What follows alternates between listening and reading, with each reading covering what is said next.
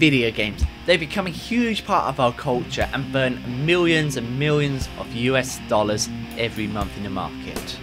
And with loads of video game consoles for me to choose on, the Mega Drive, the Dreamcast, Xbox 360, PlayStation 3, my dad's Nintendo, and the family Wii, which is placed downstairs, and a shit ton of games, I've got a lot of favourites out there. But what are my top 5? Well, this list is dedicated to those. The top 5 my favourite video games as of 2010.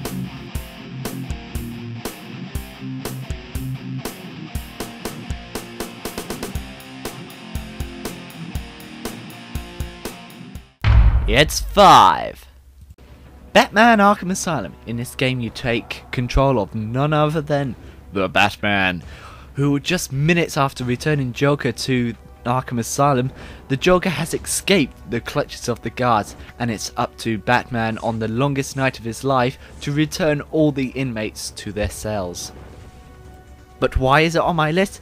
Because it's freaking Batman, and I just freaking love Batman. Because in this game you actually feel you are Batman, being able to use all of his gadgets, hiding in the shadows, thinking like Batman to take down all the enemies one by one. It just blows your mind. Do you think you're Batman material though? Well, in this game you can upload your scores and times to the leaderboards. And I'm only 6 trophies away from getting that platinum on PlayStation 3. Oh, and did I mention, you play freaking Batman! Batman!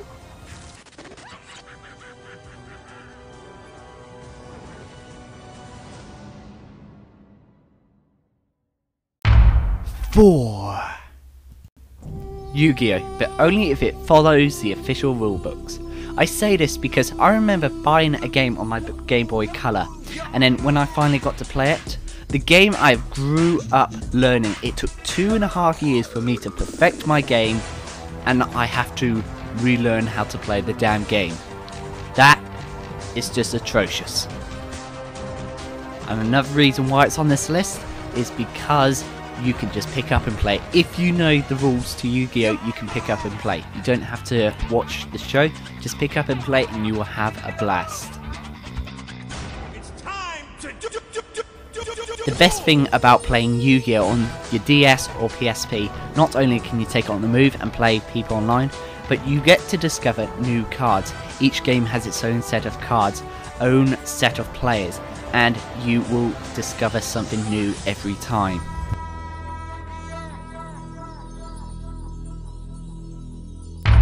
Number 3.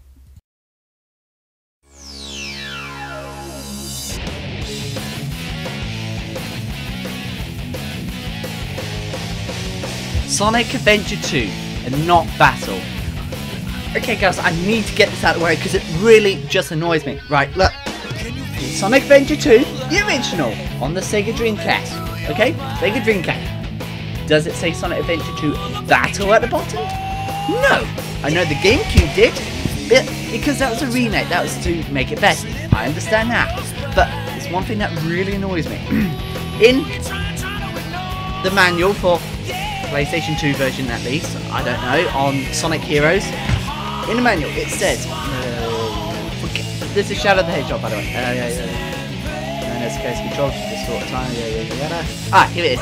Since it's for at space, it just says Colony Art, it should be Space Colony Art, bracket, Sonic Adventure 2, Battle, end bracket. I mean, it's not Battle, I mean, my god, it's like, I don't know, but it just annoys me. So yeah, Sonic Adventure 2 is a follow-up to Sonic Adventure 1 on the Sega Dreamcast. Not only do you have a hero side, but you also have a dark side and the last story arc in the game. The game was huge for the time.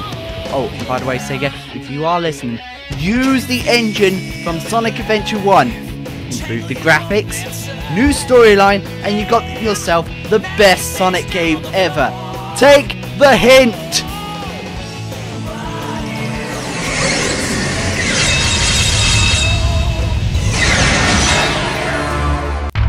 Number 2. Shadow Heart's Covenant. Now most of you may not have even heard of this game, and really, that is a shame. Just like any RPG, you have the attack, defend, items and magic, but with this, you have what's called the Judgment Ring. You can customize each character's Judgment Ring based on your own prefixes. If you want to have one powerful attack, you can do that. If you want to have 5 small attacks, which would probably equal to more than your big attack, then you can do that, but it requires a little more skill and patience. Secondly, even though this game was released all the way back in 2004, only exclusive to the PlayStation 2, the graphics were still amazing. It blew my mind the first time I played it, and it still does. Thirdly, the game is freaking huge. It came on 2 discs for the PlayStation 2, and when you've got a game that needs 2 discs to play, you know you have got a big, huge ass game. Also, when I first went through this game, it took me a total of 24 hours to complete, and that's me just whizzing through it, not even bothering with the side missions, locating special items and so forth. And it still took me 24 hours to complete. The next time, it took me 35 hours to complete, and that's with all the side missions, and still I haven't been able to find all the special items. And lastly, the story is freaking amazing. Honestly, if you haven't played this game, why the hell not? Find it, buy it, play it. Even if you can rent it for a day, do it. And spend all night trying to complete it, because it is just so freaking awesome. With enough humour to keep you entertained, enough sad moments to make you sad, enough action to keep you pumped for the whole game. You will never, ever get bored of this game. Even if you played it and completed it 5 times. Like someone here. It's number 1. Rise and shine, Mr. Freeman. Rise and shine. Now I will admit, I wasn't able to play the game until 2006 when I was able to get a decent computer to run it. But when I did, it blew my fucking balls off. It took a repetitive genre and gave it new tweaks and elements to make it fresh again. And according to Steam, I have played this game for a total of 48 hours. 48 hours, and I'm starting to play it again. Oh, by the way, if you want to add me on PlayStation 3, Xbox 360 or Steam, be my guest. Back in 2001, when I got the original game for the PlayStation 2, I thought the graphics were out of this world. Until I saw the trailer for 2.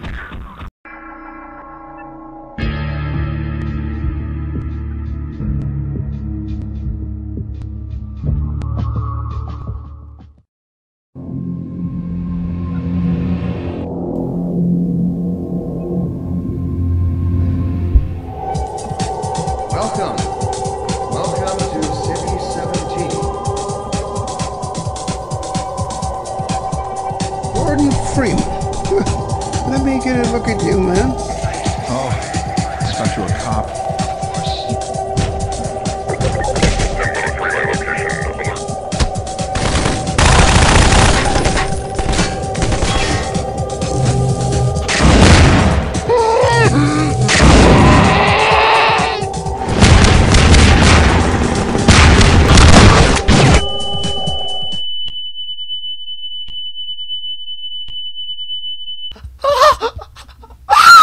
That game!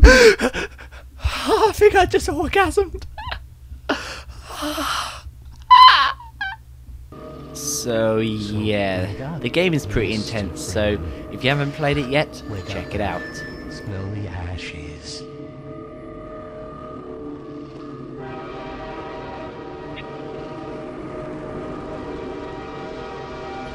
Okay, let's recap before we end the show. Number 5, Batman Arkham Asylum. Number 4, Yugioh. Number 3, Sonic Adventure 2. Number 2, Shadow Hearts 2. And number 1, Half-Life 2.